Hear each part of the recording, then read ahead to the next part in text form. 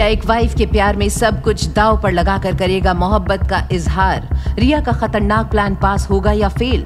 अनिका और रोहित का इस तरह मिलना बस एक इत्तेफाक था या किस्मत का कोई खेल? क्या सनी सबके सामने खोल देगा जुड़वा बच्चों का राज?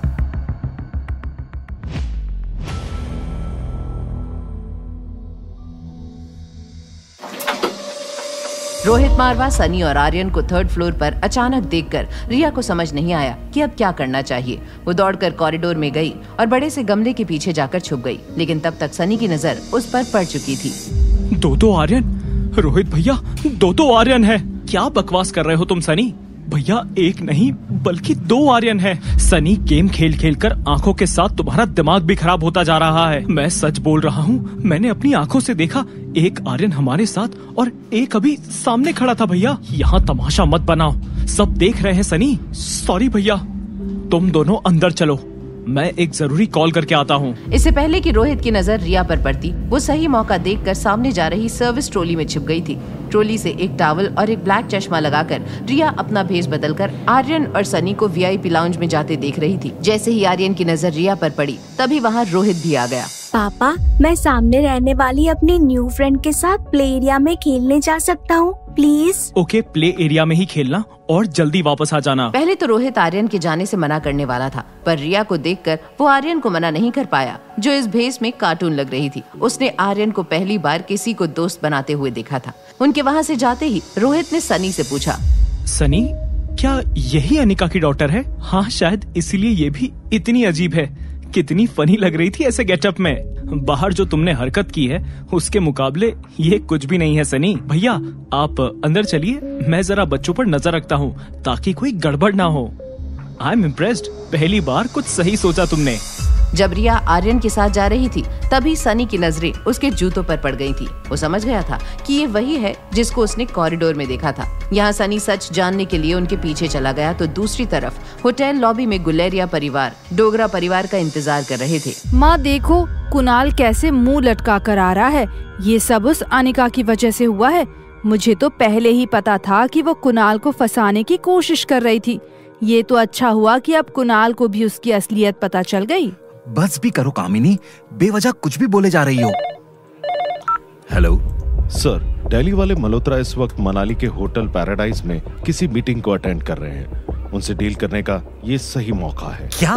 किस फ्लोर पर है वो? सर, 3rd फ्लोर के वीवीआईपी लॉन्च में है उनकी मीटिंग। ओके, मैं अभी आता हूँ। इससे अच्छा मौका नहीं मिल सकता मुझे। अगर एक बार मिस्टर मल्होत्रा से डील हो गई तो मनाली का सबसे बड़ा आदमी बनने से कोई नहीं रोक सकता मुझे। यहाँ कुणाल खुश होकर 3rd फ्लोर के लिए निकल गया था, तो वहीं दूसरी तरफ अनिका और अंजलि को वीवीआईपी लाउंज में आता देख रोहित सरप्राइज हो गया। जैसे ही रोहित और अनिका की नजरें टकराईं, वो एक दूसरे को देखते ही रह गए। दोनों के बीच एक अनसुनी खामोशी थी। तभी अनिका ने पूछा, मेरी बेटी रिया वो नहीं आई अभी तक? वो मेरे बेटे आर्यन के साथ प्ले एरिया में खेलने गई है। डोंट वरी, वो सेफ है वहाँ। आई एम सो सॉरी, वो मेरी बेटी थोड़ी शैतान है, मगर आप चिंता मत कीजिए, मैं अभी उन्हें लेकर आती हूँ। अनिका को पता था कि रोहित मारवा उसे पहले से ही अपने बेटे का दुश्मन समझता था और रिया का उसके बेटे आर्यन के साथ खेलना सेफ नहीं था। अनिका बिना समय जाया किए रिया को लेने वहाँ से निकल गई। वो कॉरिडोर से जा ही रही थी कि तभी वो किसी से टकरा गई। Sorry.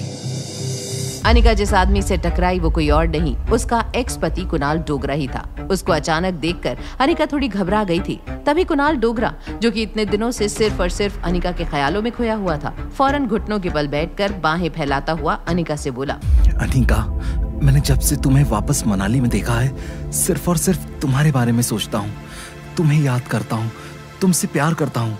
I love you. Kunal ने अपने दिल की बात अनिका से कह दी थी। जितनी खुशी और उम्मीद कुणाल के चेहरे पर झलक रही थी, उतनी ही नफरत अनिका की आंखों में उतर आई थी। अनिका के कानों में कुणाल का आई लव यू बार बार गूंज रहा था। उसका मन तो कर रहा था कि वो कुणाल के चेहरे पर एक थप्पड़ जड़ दे, लेकिन उसके उसूलों ने उसे ये करने से रोक दिया। अपने गुस्से पर काबू पाते हुए अनिका वहाँ से बिना कुछ बोले जाने लगी।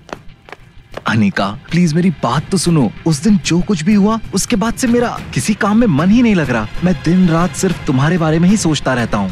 अनिका पर कुणाल की बातों का रत्ती भर भी असर नहीं हो रहा था। वो बस किसी भी कीमत में रिया तक पहुंचना चाहती थी, लेकिन कुणाल इतनी आसानी से अनिका का पीछा नहीं छोड़ने वाला था। अनिका का रास्ता रोकते हुए कुणाल ने कहा, मैं तुमसे बात कर रहा हूँ और तुम मुझसे दूर जा रही हो। तुम्हारी बकवास सुनने के लिए मेरे पास वक्त नहीं है, हट जाओ मेरे रास्ते से। मेरा यकीन करो अनिका, हम दोनों साथ मिलकर फिर से एक नई जिंदगी शुरू कर सकते हैं। जस्ट शट अप कुणाल, मुझे तुम में और तुम्हारी बातों में कोई इंटरेस्ट नहीं है। आई नो तुम शायद फ्यूचर को लेकर परेशान हो, बट तुम्हें उसकी चिंता करने की कोई जरूरत नहीं है। मनाली से कुछ दूर तुम्हारे लिए एक बड़ा सा बंगला होगा, नौकर चाकर होंगे और तो और हर महीने तुम्हारे अकाउंट में 1.5 लाख रुपए भी आ जाएंगे। तुम्हारी इतनी औकात नहीं है कि तुम मुझे खरीद सको, समझे?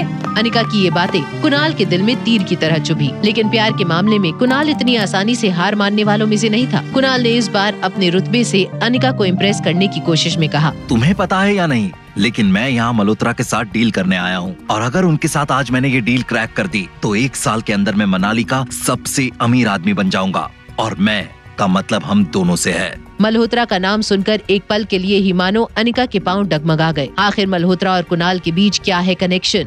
मैंने कहा ना, तुम्हारी औकात नहीं मुझे खरीदने की। ओह, मैं समझ गया। तुम्हें अपनी बेटी की चिंता है ना, मैं उसे भी अपनाने के लिए तैयार हूँ, लेकिन मैं उसे अपने नाम और जायदाद का हिस्सा नहीं बना पाऊंगा। अगर तुम्हें मेरी ये शर्त मंजूर है तो मैं तुम्हारी सारी गलतियाँ माफ कर दूंगा। किस गलती की बात कर रहे हो तुम? Are you out of your mind? आखिरी बार बोल रही हूँ, हट जाओ मेरे रास्ते से। ठीक है बाबा, तुम्हारी सारी शर्तें मंजूर है। तुमसे शादी भी करूंगा और तुम्हारी बेटी को अपना नाम भी दूंगा। अब खुश? गुस्से में दूर जाती अनिका को रोकने के लिए कुणाल ने अनिका का हाथ पकड़ लिया, लेकिन कुणाल की इस हरकत से अनिका का गुस्सा अब 7वें आसमान पर पहुंच चुका था। लेकिन इसके पहले कि अनिका उसका हाथ छुड़ा पाती, अनिका को पीछे से एक जोर का धक्का लगा और उसका सिर सामने वाली दीवार से जाकर टकरा गया। ये तुमने क्या किया कामिनी?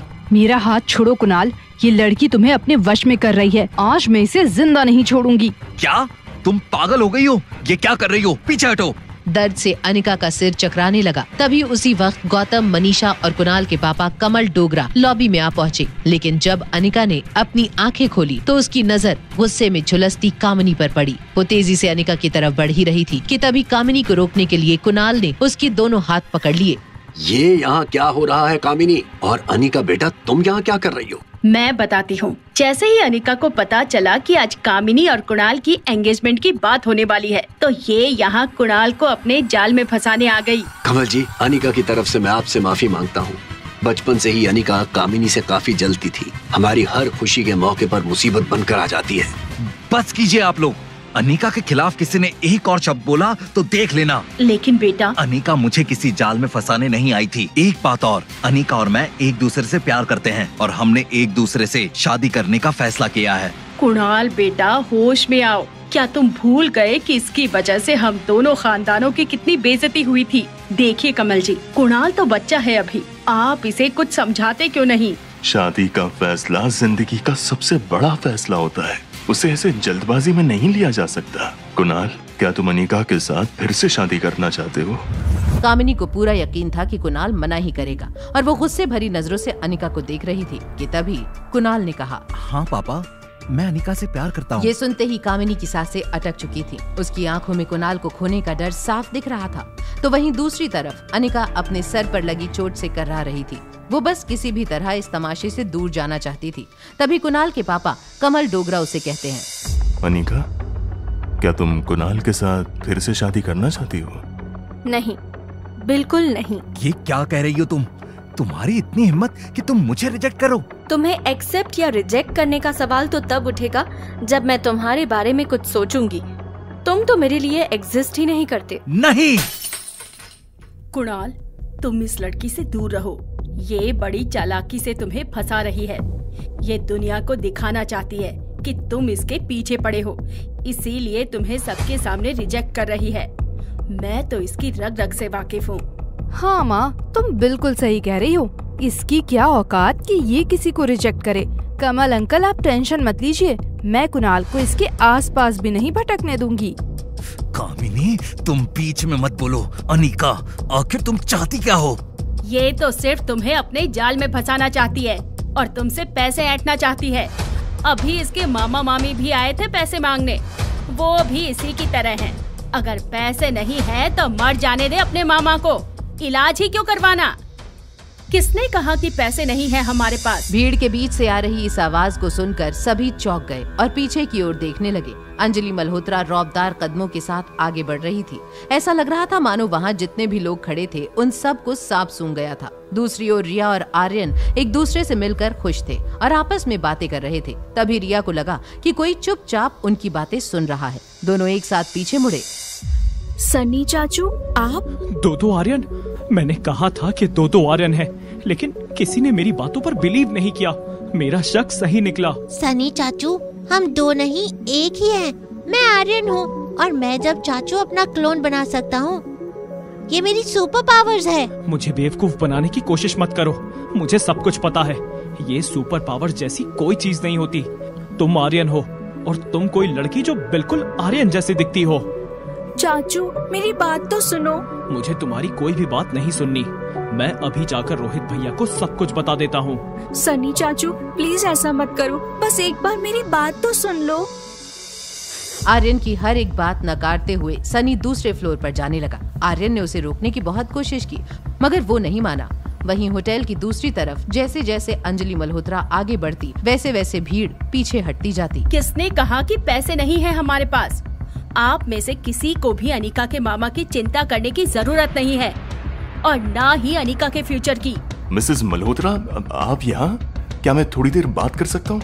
मेरे पास एक बहुत ही बढ़िया बिजनेस प्रपोजल है आपकी कंपनी के लिए। मैं यहाँ अपने बिजनेस के लिए नहीं, फैमिली के लिए आई हूँ, और अनिका मेरी फैमिली है। चलो बेटा, इन लालची लोगों के बीच में रुकने की कोई जरूरत नहीं है। लोगों की भीड़ को चीरती हुई अंजलि अनिका को लेकर वहाँ से जाने लगी। अनिका को तो कुछ समझ ही नहीं आ रहा था कि आज उसके साथ क्या हो रहा था। वो बस अंजलि मामी के साथ चल रही थी। तभी उसने पूछा, लेकिन आप यहाँ अचानक, और हम जा कहाँ रहे हैं? मैंने कहा था ना, मुझे तुम्हें किसी खास गेस्ट से मिलवाना है।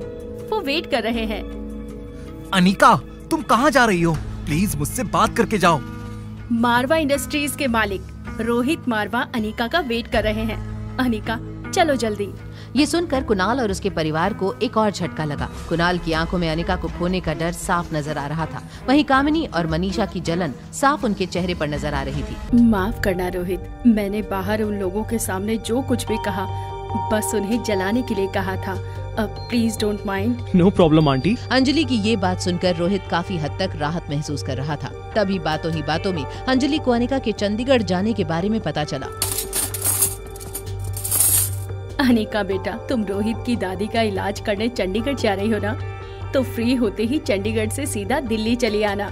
कुछ दिन अपने ननिहाल में भी तो गुजारो, और वहाँ कब से कोई तुम्हारी राह देख रहा है। मेरी राह? कौन? तुम्हारी नानी। जब से तुम्हारी माँ घर छोड़कर गई थी, तब से आज तक तुम्हारी नानी को अपनी बेटी का इंतजार है। अगर वो एक बार तुम्हें देख लेगी तो उनकी बूढ़ी आंखों को सुकून मिल जाएगा। तुम आओगी ना? अंजलि के इतने प्यार से पूछने पर वो उसे ना नहीं कर सकी, और तभी अनिका को याद आया कि रिया अब तक यहाँ नहीं पहुँची थी। रिया, कहाँ हो तुम? रूम में मॉम, मैं बहुत थक गई थी तो सीधा यहीं आ गई। मैंने तुमसे कहा था ना, मुझे तुम्हें किसी से मिलवाना है। गुस्सा क्यों कर रही हो? बच्ची है वो, खेल कर थक गई तो चली गई रूम में। डोंट वरी, खाने के बाद मैं चलूंगी और मिल लूंगी उससे। अंजलि का प्यार से बोलना समझना अनिका को बहुत अच्छा लग रहा था। वहीं अनिका को ऐसे खुश देखकर रोहित की नजरें भी बार बार उस पर ठहर रही थी कि तभी हाँ, मैं आती हूँ। क्या हुआ बेटा? All good? I am sorry, मुझे तुरंत निकलना होगा। अनिका का इस तरह बिना कुछ बताए चले जाना अंजलि को बहुत अजीब लग रहा था। वहीं रोहित के लिए भी अनिका एक पहेली जैसी बनती जा रही थी। अनिका के बारे में सोचते सोचते रोहित अपने स्वीट में पहुंचा, जहां उसका इंतजार कर रहा था एक बिन बुलाया मेहमान।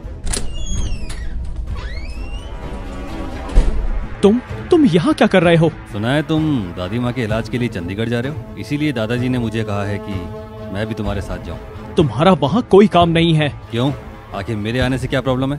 और विटनेस के तौर पर कम से कम परिवार के 2 लोग तो होने चाहिए ना। ठीक है, तुम चल सकते हो। अब वहाँ तक जा ही रहे हैं तो मैं सोच रहा हूँ कि क्यों ना मार्शल आर्ट्स की थोड़ी और ट्रेनिंग ले लूँ। मैंने सुना है कि तुमने जहाँ से ट्रेनिंग ली थी वो इंडिया के बेस्ट कोच है। क्या तुम उनसे मेरे लिए बात कर सकते हो? बलबीर सर ऐसे ही किसी को भी ट्रेनिंग नहीं देते हैं। फिर भी अगर तुम चाहते हो तो मैं तुम्हें उनके पास भेज दूंगा, मगर मेरी एक शर्त है। शर्त? कैसी शर्त? रोहित की बात सुनकर धीरज सोच में पड़ गया था। वहीं दूसरी ओर अनिका ये समझना चाहती थी कि आखिर उसकी माँ की फार्मा कंपनी में ऐसा क्या था जो हर कोई उसके पीछे पड़ा हुआ था। स्वाति मैडम, माफ करना अनिका बिटिया, तुम्हें देखकर लगा स्वाति मैडम सामने आ गई हो। मनोज अंकल, मुझे आपसे एक जरूरी बात करनी थी। हाँ कहो ना बेटा। मैं जानता हूँ कंपनी मुनाफा नहीं कर पा रही है। अगर तुम मेरी जगह किसी नए और ज्यादा पढ़े लिखे आदमी के हाथों में कंपनी की भागदौड़ देना चाहती हो तो मुझे कोई एतराज नहीं है। ये कैसी बातें कर रहे हैं अंकल आप? मैं तो सिर्फ कागजी मालकिन हूँ। ये कंपनी मुझसे कहीं ज्यादा आपकी है। मैंने तो आपको यहाँ बस इतना पूछने के लिए बुलाया था कि क्या इस कंपनी के अलावा भी कुछ है जो मेरी माँ मुझे देना चाहती थी। हाँ बेटा, एक और चीज है तो सही।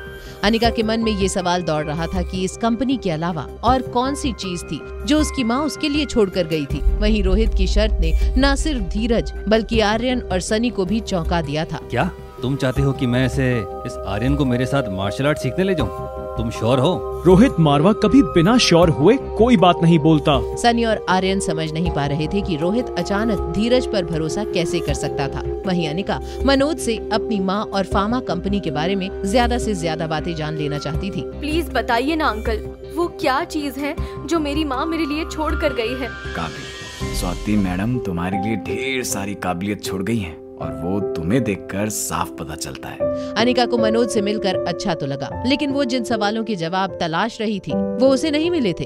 वापस आकर भी अनिका इन्हीं सवालों में उलझी थी। तभी कब तक प्रैक्टिस से भागती फिरोगी? मेरे कैंप का नाम खराब करके रख दिया है तुमने। बलबीर सर, प्लीज चिल्लाइए मत। मैं बहुत थक गई हूँ और आपको तो पता है मैं सारा दिन कितनी बिजी रहती हूँ। तुमसे उम्मीद रखना ही बेकार है। एक काम करो, अपनी बेटी रिया को ही मेरे कैंप में भेज दो।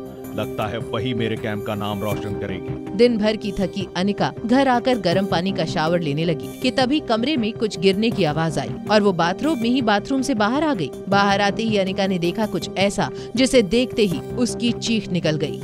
कौन था वो शख्स जिसे देखकर अनिका इतनी बुरी तरह से घबरा गई थी? आखिर क्यों भेजना चाहता था रोहित मारवा आर्यन को धीरज के साथ? क्या रोहित की दादी की जान बचाकर अनिका पहुंच पाएगी अपने बेटे तक? जानने के लिए देखिए अगला एपिसोड सिर्फ पॉकेट FM के YouTube चैनल पर। और एक लड़की को देखा तो के सारे एपिसोड्स को सुनने के लिए डिस्क्रिप्शन में दी हुई लिंक से डाउनलोड कीजिए पॉकेट FM ऐप।